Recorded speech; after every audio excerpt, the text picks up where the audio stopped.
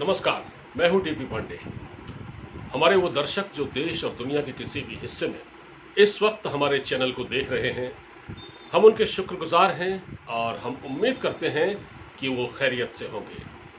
आज एक बहुत ही संवेदनशील मुद्दे पर आपसे बातचीत करनी है।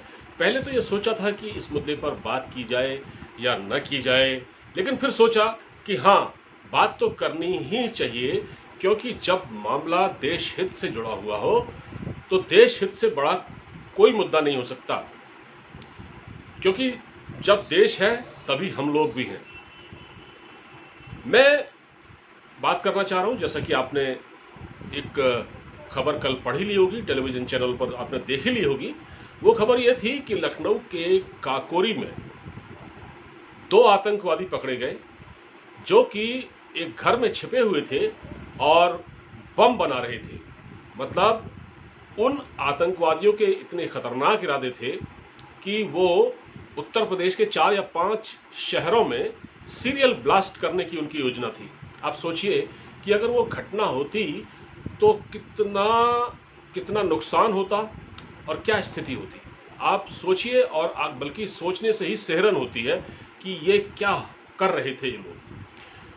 लखनऊ के पास जो काकोरी है, वहाँ की ये घटना है। वहाँ ये घर में छिपकर बम बना रहे थे और इन्होंने प्रेशर कुकर बम, बाद में जब वो बम जो डिस्पोजल स्क्वाड आया उसके बाद उसने उसको डिफ्यूज़ किया और उन 2 आतंकवादियों को धर दबोचा गया मकान से, जबकि 5 आतंकवादी उस घर से फरार हो गए। और इनके तार लश्कर तैयबा से जुड़े हुए हैं और इनका हैंडलर जो था, ये पेशावर, पाकिस्तान और अफगानिस्तान की सीमा में जो पेशावर की कहीं वो उसकी लोकेशन बताई जाती है। तो मैंने आपसे ये जिक्र इसलिए किया है कि ये बहुत महत्वपूर्ण मुद्दा है और बहुत संवेदनशील भी है, क्योंकि हमारा देश इससे पहले कुछ साल पहले तक मुंबई में जो हमला हुआ, उससे पहले मुंबई की ट्रेन में जो हमला हुआ, वहाँ लोकल में हमला हुआ, वो सब हम झेल चुके हैं। और कई शहरों में, अक्षरधाम वगैरह में हम इस तरह के ब्लास्ट, इस तरह के जो आत्मघाती हमले हैं, हम झेल चुके हैं। बहुत नुकसान उठाया भारत ने। तो ये जो पकड़े गए, अब मैं जो बात करना चाहता हूँ अपने नेताओं की करना चाहता हूँ। उत्तर प्रदेश के पूर्व मुख्यमंत्री अखिलेश यादव, मैं उनका जिक्र करना चाह रहा हूँ। उत्तर प्रदेश के पूर्व मुख्यमंत्री अखिलेश यादव, मुलायम सिंह यादव जो उत्तर प्रदेश के पूर्व मुख्यमंत्री और देश के रक्षा मंत्री तक रह चुके हैं, उनके जो लखते जिगर हैं अखिलेश यादव, वो अपने आप को आज भी मुख्यमंत्री ही समझते हैं। ये अलग बात है कि वो अपनी ही पार्टी में साइड लाइन है, अपने चचा से उनकी नहीं पट रही है। चचा के पास पूरा संगठन है और वो अकेले उनके बस का कुछ है नहीं। तो उन्होंने एक बड़ा ही गैर जिम्मेदाराना बयान दिया है, बहुत गैर जिम्मेदाराना बयान दिया है। उन्होंने क्या कहा है, जब उनसे इस बारे में पूछा गया तो उन्होंने कहा कि मुझे उत्तर प्रदेश की पुलिस पर कोई भरोसा नहीं है। उत्तर प्रदेश की पुलिस पर कोई भरोसा नहीं है। आप सुन लीजिए कान खोल के, ये क्या कह रहे हैं कि मुझे उत्तर प्रदेश की पुलिस पर कोई भरोसा नहीं है। इसका मतलब ये है कि जो गिरफ्तारियां हुई हैं, जिनको पकड़ा गया है, वो भी आप जो समझे। तो ये ठीक वैसा ही बयान है। देखिए, एक बात और मैं कहना चाहता हूँ, अगर आप उत्तर प्रदेश में, अगर आप सिस्टम के खिलाफ बात करना चाहते हैं, अगर आप उत्तर प्रदेश की योगी आदित्यनाथ सरकार के खिलाफ कुछ बातें करते हैं, अगर आप उनसे आपकी कोई नाराज़गी है या कोई मतभेद है, तो आप ज़रूर बात कीजिए। और लोकतंत्र हमें इसकी इजाज़त देता है कि भाई हम आलोचना करें परस्पर एक दूसरे की। अगर कोई आलोचना से कोई चीज़ सही हो जाए, वो बहुत अच्छा होता है। लेकिन यहाँ पूर्वाग्रह से ग्रस्त होकर आप उस पुलिस पर भी सवाल उठा रहे हैं। यानी कि आप कह रहे हैं कि उत्तर प्रदेश पुलिस पर हमको भरोसा नहीं। अगर आप कहते हैं कि मुझे योगी आदित्यनाथ पर भरोसा नहीं है, तब तो बात चलो फिर भी एक राजनीतिक बात हो जाती। लेकिन आप उस पुलिस पर सवाल उठा रहे हैं जिसने न जाने कितनी जानें बचा दी। उस एटीएस ने, उत्तर प्रदेश एटीएस ने अगर ये कार्रवाई न की होती, अगर ये खुफिया जानकारी न मिली होती और वो वहाँ तक न पहुँची होती, अगर 24 घंटे भी लेट हो जाता, सोचिए आप, तो क्या हो जाता, कितना बड़ा कांड हो सकता था। पूरा देश इससे हिल जाता। आप सोचिए कहाँ कहाँ वो जो नक्शे उनके पास से जो बरामद हुए हैं, उन नक्शों में अयोध्या तक का जिक्र है, यानी श्री राम मंदिर तक का जिक्र है। और इस पर बहुत कुछ उत्तर प्रदेश के कई बड़े बीजेपी नेता उसके उनके निशाने पर थे, उनके टारगेट पर थे। तो आप ये सोचिए कि जब पुलिस ने इस पूरे मामले को पकड़ा है, यानी एटीएस ने जब इस पर हाथ डाला और उनको गिरफ्तार किया, एक बड़ी कार्रवाई की और कई लोगों की जान बचा ली। क्योंकि होता क्या है ना, कभी क्या होता है, इस तरह की चूक हो जाती है तो हम तुरंत इंटेलिजेंस पर सवाल उठाते हैं कि साहब हमारी इंटेलिजेंस फेलियर है, इस पर सीधे कह देते हैं। लेकिन वही इंटेलिजेंस जब लाखों लोगों की जानें बचा लेती हैं तब कोई जिक्र नहीं होता। तो इसमें इतना अच्छा काम किया है उत्तर प्रदेश पुलिस, एटीएस ने और हमारी खुफिया एजेंसियों ने खास तौर पर, कि पहले सूचना दे दी, वरना 24 घंटे बाद क्या होता है ये किसी को सोच के भी डर लगता है।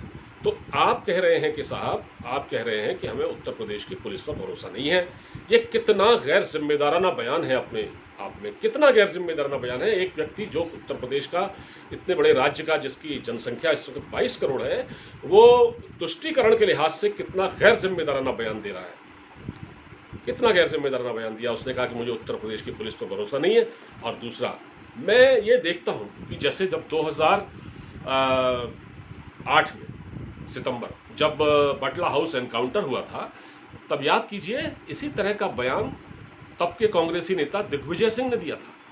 जब बटला हाउस एनकाउंटर में 2 आतंकवादी मारे गए थे और हमारे एक इंस्पेक्टर थे मोहन चंद शर्मा, जो कि उत्तराखंड के ही रहने वाले थे, वो शहीद हो गए उस एनकाउंटर में, उन्होंने अपनी जान दे दी, सोचिए। और तब हमारे उस समय के कांग्रेस के बड़े वरिष्ठ नेता दिग्विजय सिंह साहब क्या कहते थे कि मुझे इस एनकाउंटर पर शक है। उन्होंने सवाल उठाए, हालांकि उस वक्त जो गृह मंत्री थे पी चिदम्बरम, उन्होंने इस बात को ठीक नहीं माना था और उन्होंने बल्कि इसकी निंदा की थी कि जो बयान उस समय दिग्विजय सिंह ने दिया था, उनको आईना दिखाया था चिदम्बरम ने, क्योंकि वो गृह मंत्री थे, क्योंकि उनकी जिम्मेदारी थी उस समय। हमारे वहाँ इस तरह के जो नेता हैं जो किसी भी हद तक जा सकते हैं। हमारे देश को इस वक्त चारों ओर, मतलब एक चाइना की ओर से और पाकिस्तान की ओर से बहुत खतरा है। और जैसा कि मैं आपको बताता हूँ कि बीच में पाकिस्तान के शहर लाहौर में जब ब्लास्ट हुआ था, तो वहाँ के टेलीविज़न चैनलों में इस तरह की बहस चल रही थी कि भारत से इसका बदला लिया जाएगा। ये वहाँ उनके चैनलों में ये बहस चल रही, मैंने खुद देखा था उस डिबेट को।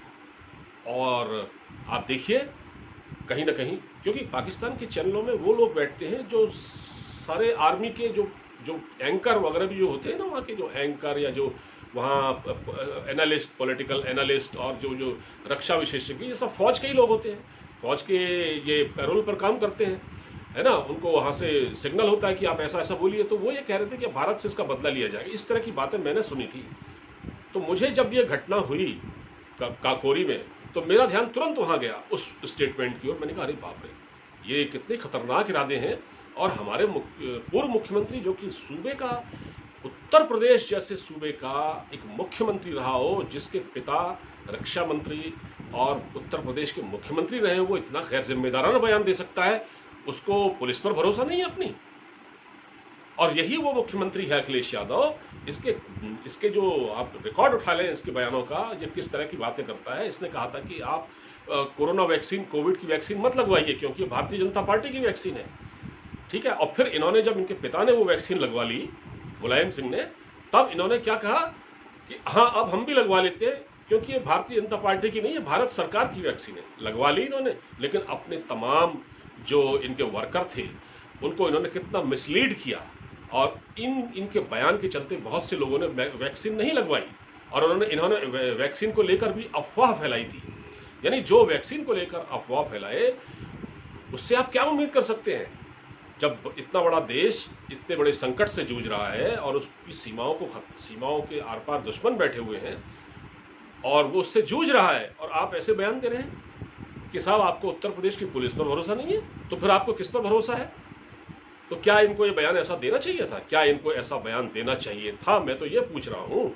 आप तो उत्तर प्रदेश के मुख्यमंत्री रहे हैं ना, और अभी भी आप खुद को उत्तर प्रदेश का मुख्यमंत्री माने बैठे हैं फ्यूचर का।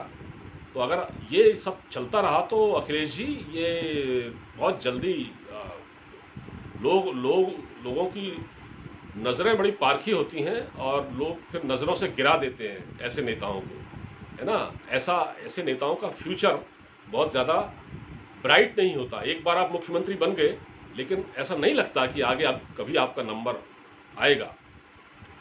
और आप इसी तरह से उल जुलूल बयान देते रहिए, ठीक है। फिलहाल इस वीडियो में इतना ही, अब मुझे इजाज़त दीजिए। वीडियो अच्छा लगा हो तो उसको शेयर कीजिएगा, हमारे चैनल को सब्सक्राइब कीजिएगा। नमस्कार।